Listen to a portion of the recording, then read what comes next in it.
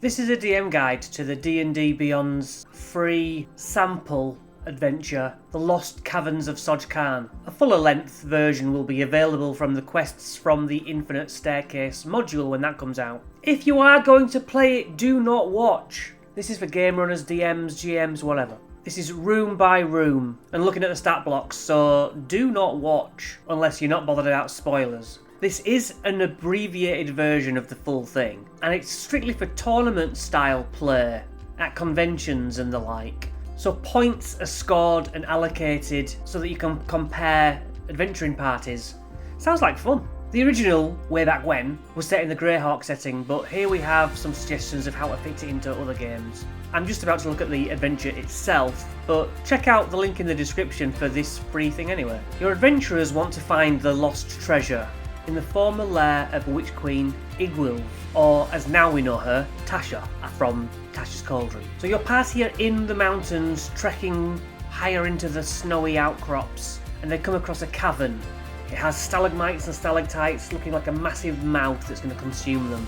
But deeper into the darkness, some roughly hewn steps will take them into Area 1. It is unlit, it's darkness. Now you have to take note of whether they have torch or a spell of light of some kind, because it's relevant to the darkness dwelling monsters. Area 1, a higgledy-piggledy array of passages made by natural cave sources, but then one very obviously cut out tunnel. And then dotted around this area are 5 similar but all different stone faces carved into the walls. It gives 3 examples. One has flap-like ears, another has tusks, another has like big jowls, and here they are. They are magical and they do speak in unison like some sort of magical recording. Turn back, this is not the way. If they ask questions of these stone faces, it repeats that phrase, with a couple of exceptions we'll get to in a minute. Closer inspection, you will find a gem in each of the mouths. They're all of a different colour and they're all worth 200 gold pieces each. Now if the players are clever enough to ask the faces to open wide, then they will oblige and give you the gem quite simply. And also, if anyone says the word truth in front of these stone faces, all 5 speak at once, but 4 of them will say, "My way is the right way." But the odd one out on the way to L9 will say, "I watch the best way." As for getting the gems out, if they just reach in to grab the gem, or they prise it out with a weapon, it's a DC 17 sleight of hand check or 2d10 bludgeoning as the stone mouth clamps down. Damaging weapons, give them a -1, teach me who's boss. Area 2 has blue and grey walls, rusted weapons scattered all over. Charging towards them is a grey figure, a clay golem. He has the hilt of a sword thrust right into him. They can get this sword when the clay golem's dead. It is a giant slayer short sword called Longtooth. It has Longtooth written in Gnomish on the hilt. Area 3 just stinks of bat poo. It's a 50-foot high ceiling. It used to have bats all over, but now it has mainly a cloaker, which will drop down on the players. Notice at the back of this room, there's a little bit of a little high passageway that the cloaker can slip through to get the players from the other side. Now I should mention that all these waterways are flowing in a certain direction and have a DC 15 strength save or you're swept 20 feet away. Into Area 4, more broken bones on the floor. They will see the skeleton of a Minotaur adventurer, dead obviously, except there's 2 sacks of brimming gold coins either side of it. They're probably gonna be a bit suspicious. It's an investigation DC 18 to tell that something's a bit dodgy about this. And also the roof, perception of DC 17, which probably won't be achieved by being a passive check. But the roof does look dodgy. It will just drop down fast on anyone approaching the Minotaur. 10d10 bludgeoning, and you're knocked prone as if it wasn't enough. If they think about this and wedge any weapons in the floor or try and prop anything up, it just gets smashed to pieces when it drops. Now this skeleton corpse does have 5 diamonds, all worth 100 gold pieces each, and these can be useful in bribing, so to speak, some of the denizens of this cavern. In Area 5, there's fresh stone debris, loads of chips of rock and stone. There's definitely a mining sound coming from down the end. As they approach, there's wall carvings of bats and zorns and even Dao. Now, an Arcana 16 will make them realise these are all from the elemental plane of Earth. At the end, there are 8 pecks, I'm going to pronounce it. They've channeled into the ceiling, but so far their stairs just leads to a dead end. Now, these won't attack on sight, and we'll look at the stats at the end. All stats at the end. Now, imagine them sort of hissing at the players like Gollum because of the lights, any torches they carry or anything like that is hurtful to them. And they'll sort of, say, douse the lights, douse the lights. And if they get talking to the party, they will say, beware of the clay golem, essentially, in Area 2. You can even get these pecks on side by offering them 500 gold's worth of gems, like the ones you found from the Minotaur. You might wonder why they want to do that. Well, these monsters can actually reverse petrification, and that is foreshadowing petrification. In Area 6, there's 6-foot-high mushrooms and fungi. They are edible in here. There's a faint bluish light bouncing off the walls. They'll find 3 ghost white crickets, but they're the size of dogs. They are not hostile, but should a fight occur, use the giant frog stats. I mean, this is an ideal place to rest, to be fair. In Area 6, they'll be greeted with an acrid smell, so make sure you put that in your description. They will see that the whole place is smothered in orangey, yellow and green slime. In the very back wall seems to be a black cloak trying to squeeze into a smaller and smaller crevice, but is seemingly stuck. It's a dead elf, partially crystallised, calcified. Effectively touching the green slime does 1d10 acid damage, but does double to wood and metal. Hello, weapons. Now, it's bizarre that it says a DC 15 survival will let you get mushrooms that are untouched by this green slime. And if you eat one of those mushrooms, DC 12 con save or you're poisoned for 8 hours. In Area 8, they'll see 3 piles of dirty material. That's their beds. Who are they? That would be the trolls. The trolls are rooting through a central pile of refuse, looking for bugs, anything to eat. And it just so happens that humanoids are their favourite food, and here come your players. They will get very excited and talk about eating these players in giant. Inside this room there's quite a bit of treasure, to be honest. Under their stinky beds, 120 gold pieces, 900 silver, don't do less than gold, 4 gems worth 50 gold pieces each, small wooden gnome dentures with a coating of pearl. They're actually worth 50 gold pieces, believe it or not. Over in the corner, a quiver with arrows, 20 arrows, and a potion of greater healing. Area 9 is a long tunnel of sandy floor sprinkled with bat poo. Bugs crawl all over, and there's a chittering bat noise as above the roof is lined with bats. If they are noisy, or if they carry a light source, a swarm of bats each attacks each player. Now, if they stand and fight and are noisy, every death of a swarm just gets another one on them. The only way to not be attacked by bats is to get out, shut up, or be in dark. Ideally, all 3. Endless swarms otherwise. Further along in 10, there are indentations in the wall where these weird creatures seem to hide in the recesses. They're described as pretty much bitey slugs, and you will use the stats for giant poisonous snakes. They have 3/4 cover, so +5, right, to AC? Any loud sounds here, fighting or otherwise, will alert the 2 Fomorians up ahead.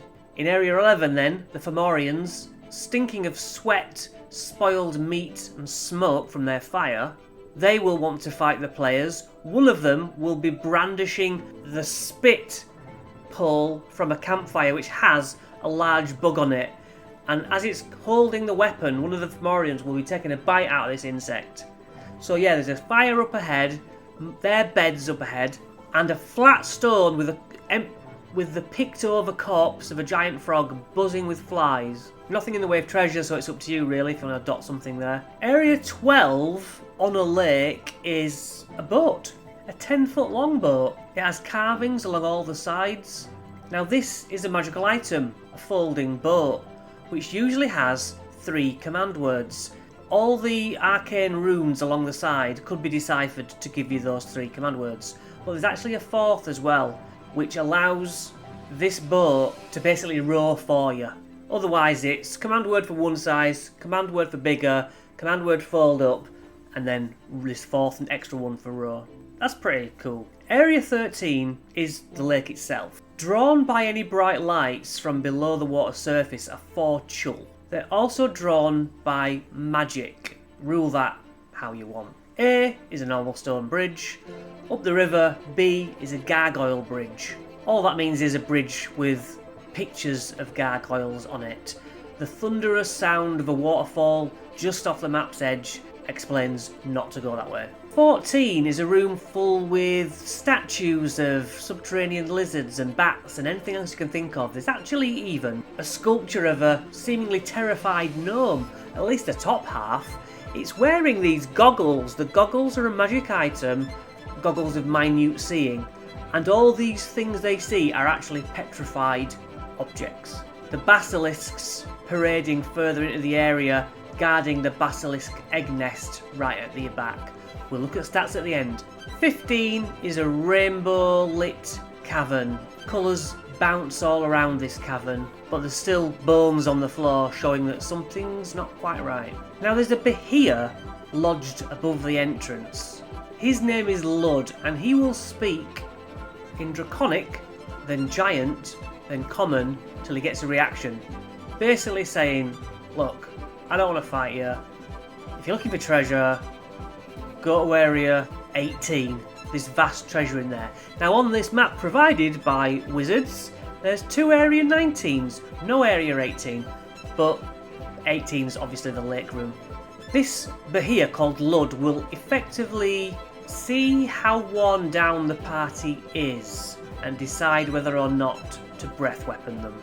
Now, if a fight ensues and a player gets digested and swallowed by the behir, they will be lucky enough to find a periapt of proof against poison. Area 16 then, there's loads of boulders seemingly blocking an entrance or exit.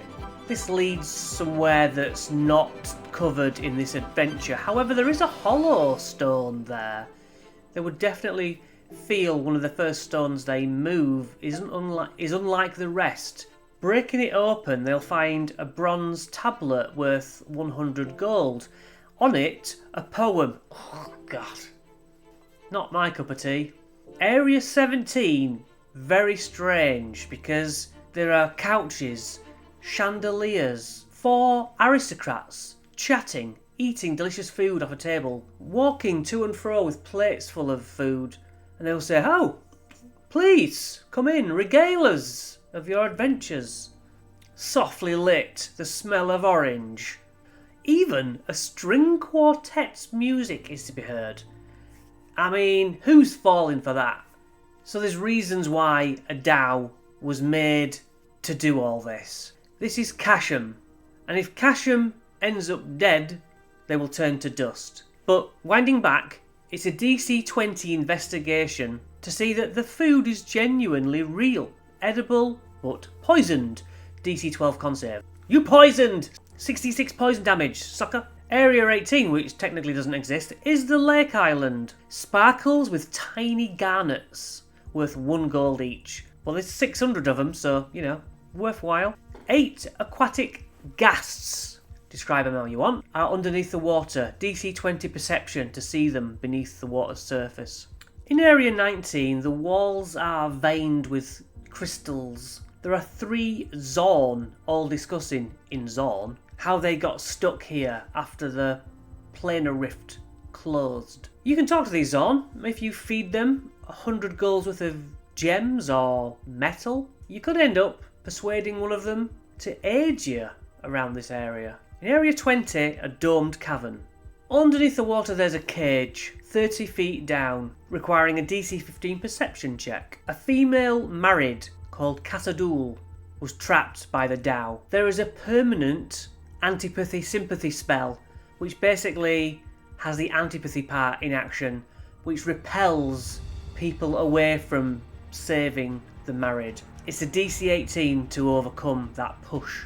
Inside the cage, Khazad-dûl is lethargic, tired, fighting against her imprisonment. Weapon attacks, trying to pick the locks, is all a waste of time. It's immune to such things. However, the answer lies in the Zorn or the Pecs, or the dust of the dead Dao.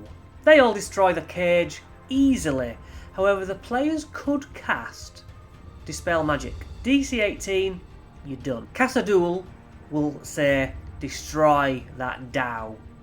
If you can prove you already have, she could very well give you a water weird to assist you on your adventures. It doesn't last forever, but long enough. Khazad-dûl, if you find her before many of the other rooms and help her, she will cast tongues on you to understand all languages, as well as water breathing and water walking. All pretty useful if they go about this dungeon the wrong way. So Khazad-dûl will return to her usual plane. And that is the map. This adventure comes with some pre-made characters and is an interesting little taster at what's to come in the quests book. Right, let's see what we can learn from stats. Clay Golems. AC of 14. I normally do full health for players and monsters, but I'm just going to skip through average what it says here. 133 health then.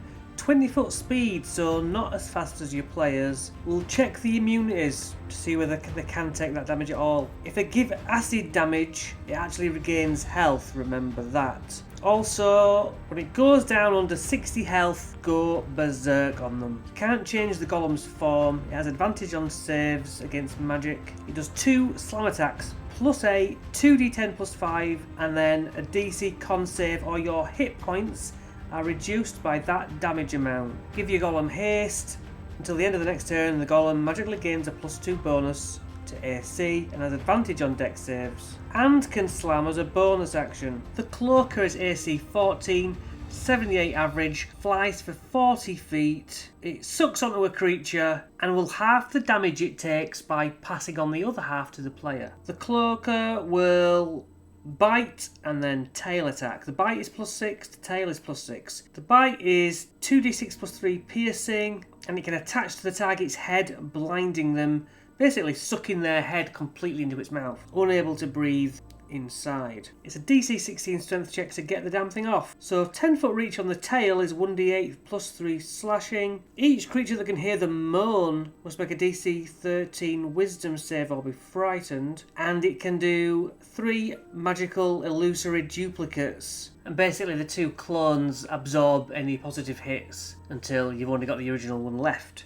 The Pecs have AC 17, hit points 82. They can burrow into the floor. Advantage against saving throws of spells and magic. 2 pickaxe attacks. It's a +6 to hit, an average of 11, and it's the Greater Restoration spell that the players are interested to get rid of that petrification. Giant Frog would be AC 11, hit points 18. Its bite is +3, 1d6 +1 piercing damage, and you are grappled. Can also swallow. Green Slime was the acid damage one. Trolls, AC 15, 84 health, regains 10 at the start of its turn unless it takes fire or acid damage. 3 attacks. +7 with a bite, 1d6 +4 piercing, and claws +7, 2d6 +4 slashing. Swarm of Bats, AC 12, hit points 22, resistant to the normal bludgeoning, piercing, slashing. They bite with a +4, 2d4 piercing, or 1d4 if it's half a swarm. So we were using the giant poisonous snake stats for something. AC 14, hit points 11, bite +6, so it's 1d4 +4 piercing, and a DC 11 con save or 3d6 poison. Cool Faborians, AC 14, 149 average. 2 attacks with a Great Club, +9, 3d8 +6 bludgeoning, can curse you with its evil eye. Chills, AC 16, 93 health. They make 2 pincer attacks. If the Chull does grapple someone, it can also make a tentacle attack. So that would be +6 for the pincers, 2d6 +4, and then you grappled, escape 14, and then it would get to tentacle you for grappled, DC 13 con save, or you're poisoned for a minute. Bahia is AC 16, 168 average, immune to lightning, makes 2 attacks, a bite plus 10, 3d10 plus 6 piercing, a constrict plus 10, 2d10 plus 6 bludgeoning plus 2d10 plus 6 slashing. The escape is 16 and you're restrained. Lightning breath, wonderful. 20 foot long, 5 foot wide. A DC 16 dex save or 12d10 lightning damage. Can swallow you as we discussed and take 66 acid damage while you're in the stomach. Dow is AC 18. I don't know if that's even how we pronounce it, but deal with it. Hit points 187. They can burrow through the walls and the floor. Has innate spellcasting. Makes 2 fist attacks or 2 maul attacks, both plus 10. The fist is 2d8 plus 6 bludgeoning, the maul 4d6 plus 6 bludgeoning, and it must succeed on a strength check or you're knocked off your feet. Ghasts are AC 13, have 36 health, immune to being poisoned. If you're within 5 feet, you have to make a DC 10 con save, or you're poisoned. Plus 3 to a bite, which gives you 2d8 plus 6 piercing, and it claws at you for plus 5, 2d6 slashing, and DC 10 con save, or you're paralysed for a minute. Oh, nice. Zones are cool. AC 19, hit points 73. They can burrow and they're pretty slow, 20 foot speed. They have tremor sense, come up from below. 3 claw attacks and 1 bite. So 3 claws at plus 6, 1d6 plus 3 slashing. Bite plus 6, 3d6 plus 3 piercing. A married AC 17, 229 health on average. Because I do full, that'd be a whopper. Innate spellcasting, or 2 trident attacks plus 10, 2d6, 2d8 plus 6 piercing, 2d6 plus 6 piercing or 2d8 plus 6. Shoots water at you, DC 16 dex save or 66 bludgeoning, and you're pushed 20 feet away. Here's the antipathy sympathy spell, and we are done. I like it. I like it. What do you think? Let me know. Hope this helps. See you next time.